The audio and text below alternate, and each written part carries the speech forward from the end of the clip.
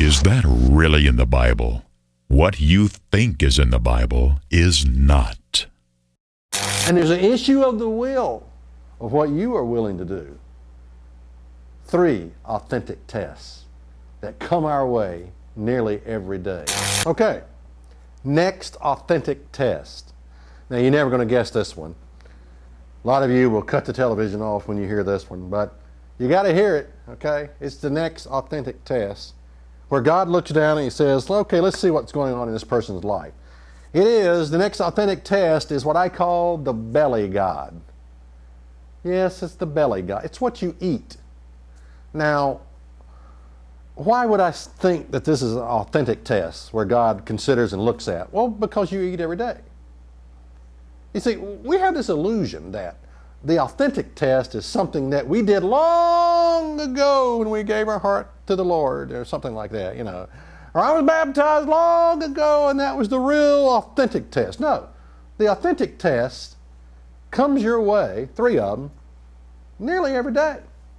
God has to know routinely on a regular basis because we drift off, you see.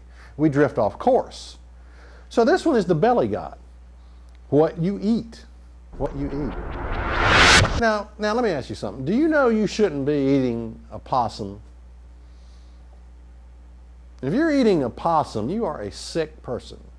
You know, you really are. But did you know, do you know that you shouldn't be eating a vulture? Of course you do. No one had to tell you that. You just sort of knew that by looking at those nasty looking things. Okay. All right. They're called scavengers. They're not meant for human consumption. They were never created for human consumption. They were created to clean up the earth, the garbage, the debris. You got scavengers of the land, you've got scavengers of the air, birds, and you got scavengers of the sea. You know, like shrimp. You know, shrimp is like the possum of the sea. You know, it's unclean. It's not meant for human consumption. And so in the Bible, in Leviticus 11, you have a clear list of foods, meats that we are meant to be eaten, that God says you can eat these, and meats that he says, no, you can't eat these. Now I'm saying that this is an authentic test. Why? Because you eat every day. And every day you have to say, wait a minute, should I be eating that? And God looks down and says, okay, I've heard all the lip service. You know, I heard your prayers and all that. I'm getting sick of all that stuff. I want to see if you're really real. Let's see if you're really going to eat that possum there, you know.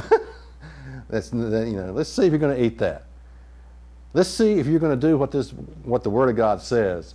Be holy, for I am holy. Don't fill your belly with stuff that will kill you, that will destroy your health. So the Bible goes through a whole list and separates clean from unclean meats. There are meats that God has separated, meats that God has made for human consumption, and other meats that God has said, no, you shouldn't eat that. That's not fit for human consumption. Hey, it's the Bible. It's the law of God. You never heard of it? Yeah, this is in the Bible. I'm not making this stuff up.